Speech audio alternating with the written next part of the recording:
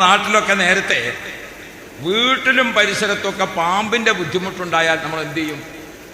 റിഫായി ഷേഖ് തങ്ങളെ പേരിൽ കോയിനെ നിർച്ചയാക്കും. എനിക്കിപ്പോൾ 2 വർഷമോ 3 വർഷമോ മുമ്പ് എൻ്റെ വീട്ടിലെനിക്ക് അനുഭവം ഉണ്ടായി. രാവിലെ ഒരു 8, 8:30 അങ്ങനെ സമയത്ത് 2 പാമ്പ് വീടിൻ്റെ ആ തലക്കുന്ന അതിരുന്ന് ഇങ്ങനെ പുറപ്പെട്ടിട്ടോ രണ്ടാളും ഇങ്ങനെയാണ് പോകും. പോയിട്ട് വൈകുന്നേരം 5 മണി കഴിഞ്ഞാൽ പോലും ഇങ്ങോട്ട് തിരിച്ചിതിലങ്ങോട്ടും പോകും. ആർക്കും ഒരു ശല്യമൊന്നുമില്ല. നിങ്ങൾക്ക് എന്താ ഗവൺമെൻറ്റിൽ ജോലി കിട്ടിയല്ലോ എന്നുള്ളത് നമ്മളറിയില്ല. ഇപ്പോൾ വന്യമൃഗ സംരക്ഷണമൊക്കെ നടക്കണത് 2 ആൾ അങ്ങോട്ട് പോകും. പിന്നീട് അപ്പോൾ എന്നോട് ഭാര്യ ഇങ്ങനെ പറഞ്ഞു, 2 പാമ്പ് ഇങ്ങനെ ദിവസം ഇത് പോയിക്കോട്ടെ, അവർക്കും ജീവിക്കാനുള്ളത് തന്നെയല്ലേ, നമുക്ക് ശല്യമൊന്നുമില്ലല്ലോ. ഇത് ശല്യമില്ല എന്ന് പറഞ്ഞിട്ട് കാര്യമില്ല. ഞാനിപ്പോൾ രാവിലെ ഒരു കുട്ടികളായിട്ട് ഇറങ്ങുന്ന സമയത്ത് ഈ പാമ്പിനെ കണ്ടിട്ട് ബേജാറാകും. അപ്പം നമുക്ക് ഉപ്പി ഉമ്മയൊക്കെ ഉള്ള സമയത്തെ പറഞ്ഞതിനുണ്ട്, പാമ്പിൻ്റെ ശല്യം ഉണ്ടായാൽ എന്ത് ചെയ്യണം? റിഫായി ഷേഖ് തങ്ങളെ പേരിൽ കോയിനെ നിർച്ചയാക്കണം. അപ്പോൾ റിഫായി ഷേഖ് തങ്ങളെ പേരിൽ കോയിനെ നിർച്ചയാക്കി പിറ്റേന്ന് മുതൽക്ക് ആ പാമ്പിനെ അവിടെ കണ്ടിട്ടില്ല.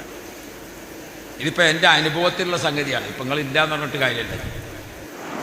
അസ്സലാമു അലൈക്കും വറഹ്മത്തുള്ളാഹി.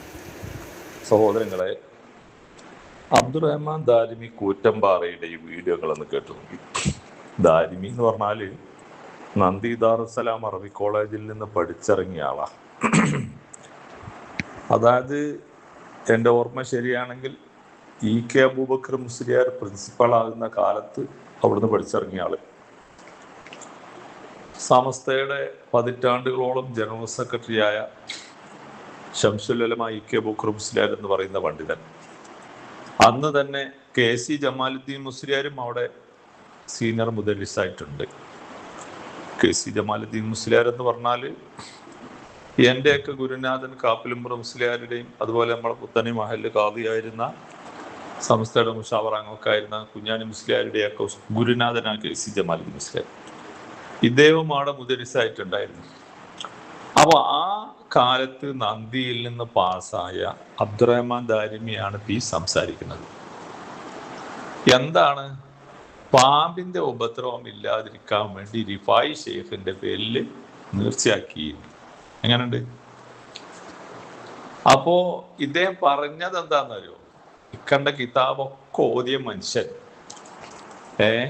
വലിയ ഉലമാക്കളെ കീഴില് ദീൻ പഠിച്ച മനുഷ്യൻ പറയുന്നത്, പാമ്പിന്റെ ശല്യം ഉണ്ടെങ്കിൽ നമ്മളെ കാരണന്മാരൊക്കെ പറയുന്നത് കേട്ടിട്ടുണ്ട്, റിഫായി ഷേഖിന്റെ പേരിൽ നേർച്ചയാക്കാൻ കാരണന്മാര് പറയുന്നത് കേട്ടിട്ടുണ്ട്. മൂപ്പരോധിയ കിതാബിലില്ല. ഒന്ന് ആലോചിച്ച് നോക്കി.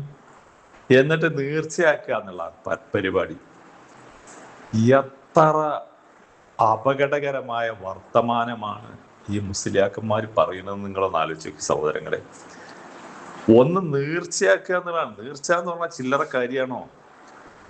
നിർബന്ധമല്ലാത്ത ഒരു കാര്യത്തെ നമ്മുടെ പേരിൽ നിർബന്ധമാക്കുന്നതിനാണ് നേർച്ച എന്ന് പറയുന്നത്. അത് നമ്മൾ നേർച്ചയാക്കിയിട്ട് അത് വീട്ടിയിട്ടില്ലെങ്കിൽ അതിന് പ്രായശ്ചിത്തമുണ്ട്. മനസ്സിലായില്ലേ? 3 ദിവസം നോമ്പ് വലിക്കണം. അതുപോലെയുള്ള പല കാര്യങ്ങളും അതിന് പ്രായശ്ചിത്തമായി പഠിപ്പിക്കുന്നുണ്ട്. അതിൽ ഒരു മിസ്റ്റേക്ക് സംഭവിച്ച. അപ്പൊ ഇത്രയും ഗൗരവമായ ഒരു സംഭവം നടപ്പാക്കാനുള്ള രേഖ എന്താണ്? കാരണന്മാരൊക്കെ ഇങ്ങനെ പറയുന്ന കേട്ടിട്ടുണ്ട്. റിഫായി ഷേഖിന്റെ പേരിൽ നേർച്ചയാക്കുക, പാമ്പിന്റെ ശല്യം ഒഴിവാൻ വേണ്ടിയിട്ട്. നിങ്ങളൊന്ന് ആലോചിച്ച് നോക്കൂ. ദീനാണ് ഈ പറഞ്ഞു കൊടുക്കുന്നത്. ഇപ്പൊ കേരളത്തെ സംബന്ധിച്ചിടത്തോളം പാമ്പ് ശല്യം വളരെ കൂടുതലാണ്. അപ്പോ സമസ്തക്കൊരു ഫത്വ ഇറക്കാൻ പറ്റുമോ? കേരളത്തിലുള്ള എല്ലാ സമസ്തയുടെ പ്രവർത്തകന്മാരോടും എല്ലാവരും റിഫായി ഷേഖിന്റെ പേരിൽ കോയിനെ നേർച്ചയാക്കാം എന്ന് സമസ്ത. ഇപ്പോ AP സമസ്തക്ക് സിറാജ് പത്രമുണ്ട്, EK സമസ്തക്ക് സുപ്രഭാതമുണ്ട്. ഈ സുപ്രഭാതം പത്രത്തിന്റെ ഫസ്റ്റ് ഹെഡിങ്, മെയിൻ ഹെഡിങ്, പാമ്പ് സുരക്ഷയിൽ നിന്ന് നമുക്ക് ഏറ്റവും നല്ല മാർഗം റിഫായി ഷേഖിന്റെ പേരിൽ നേർച്ചയാക്കലാണെന്ന് പറഞ്ഞ ഹെഡിങ് സമസ്തക്കാരെല്ലാവരും, EK സമസ്തക്കാർ. AP-ന്റെ സിറാജിലും പാമ്പിന്റെ പ്രയാസത്തിൽ നിന്ന് രക്ഷപ്പെടാൻ എല്ലാവരും റിഫായി ഷേഖിന്റെ പേരിൽ നേർച്ച നേരണമെന്ന് AP സമസ്ത പ്രഖ്യാപിച്ചാൽ മതി. എന്നിട്ട് സിറാജിന്റെ ഫസ്റ്റ് പേജിൽ ഹെഡിങ് ആയിട്ട് കൊടുക്കട്ടെ. എത്ര സൗകര്യമാണിത്! എത്ര മരണങ്ങളാണ് നാട്ടിൽ കൂടെ നടക്കുന്നത്! ഇത് ഇസ്ലാമിൽ ഉണ്ടെങ്കിൽ ഇവരിത് പറയാതിരിക്കുമോ? എന്നാൽ ഇവരിത് പറയും ചെയ്യും. ആധികാരികമായിട്ട് ഇവർക്ക് പറയാനോട്ട് താല്പര്യമല്ല. അപ്പൊ എന്താണ് ഈ പാവപ്പെട്ട മനുഷ്യന്മാരെ മുന്നിൽ ഈ ജാതി അന്ധവിശ്വാസങ്ങൾ പ്രചരിപ്പിച്ച് കാശുണ്ടാക്കാനുള്ള ആളുകൾക്കുള്ള അവസരം സൃഷ്ടിച്ചു കൊടുക്കുക എന്ന് മാത്രമേ ഉള്ളൂ, വേറെ ഒന്നുമില്ല. ഈ ദീൻ ഇങ്ങനെ വിറ്റ് തിന്നേണ്ട വല്ല കാര്യമുണ്ടോ? അധ്വാനിച്ച് പണിയെടുത്ത് ജീവിച്ചൂടെ? ഇപ്പൊ ഇതൊക്കെ ഈ നീർച്ചകളൊക്കെ വരുന്ന എന്തിനാ? മൂല്യന്മാർക്ക് വരുമാനം, അല്ലാതെ വേറൊന്നും ഇതിലില്ല. നിങ്ങളൊന്ന് ആലോചിച്ച് നോക്കൂ, ഈ റിഫായ് ഷേഖ് ജനിച്ച് മരണപ്പെടുന്നതിന് മുമ്പ് ഈ ലോകത്തെ എത്ര ആളുകൾ, കോടിക്കണക്കിന് ആളുകൾ കഴിഞ്ഞു പോയില്ലേ? അള്ളാന്റെ റസൂലിന്റെ കാലത്ത് പാമ്പിന്റെ ശല്യം ഉണ്ടാവുമല്ലോ അല്ലെ? ഇപ്പോ ഓറ് മുർസലാത്ത് എന്ന് പറയുന്ന ഒരു ഗുഹ മീനയുടെ ഭാഗത്തുണ്ട്. അവിടെ സഹാബാക്കളും നബി ഇങ്ങനെ ഇരിക്കുമ്പോ ഒരു പാമ്പ് വന്ന് അതിൽ ആ പാമ്പിനെ തല്ലിക്കൊല്ലാൻ വേണ്ടി സഹാബാക്കളൊക്കെ പടയിന്റെ ബാക്കിൽ ഓടി. അതോടി അതും രക്ഷപ്പെട്ടു. അപ്പൊ നബി നിങ്ങളുടെ ഷെറിന്ന് അതും രക്ഷപ്പെട്ടു, അതിന്റെ ഷെറിന്ന് നിങ്ങളും രക്ഷപ്പെട്ടു പറഞ്ഞു. അപ്പൊ പാമ്പിന്റെ വിഷയം നബിന്റെ കാലത്ത് തന്നെ ഉണ്ട്. എന്നാ എന്തെങ്കിലും ഒരു നീർച്ച പാമ്പിന്റെ ഷെറിൽ നിന്ന് ഒഴിവാൻ അവരാ ചെയ്തോ? 4 ഖലീഫമാരുടെ കാലത്തും പിൽക്കാലത്തും 4 മദ്ഹബിന്റെ ഇമാമുകളുടെ കാലത്തും ഒക്കെ ഉണ്ട്. ഇങ്ങനെ എന്തെങ്കിലും ഒരു ഷെയ്ഖിന്റെ പേരിൽ ഒരു നീർച്ച പാമ്പിന്റെ ശല്യത്തിന്റെ രക്ഷപ്പെടാൻ വരാരെങ്കിലും ഉണ്ടാക്കിയോ? എത്രയോ കിതാബുകൾ 4 മദ്ഹബിലെയും പണ്ഡിതന്മാർ രചിച്ചത് ഇഷ്ടം പോലെ ആയിരക്കണക്കിന് ഗ്രന്ഥങ്ങളുണ്ട്.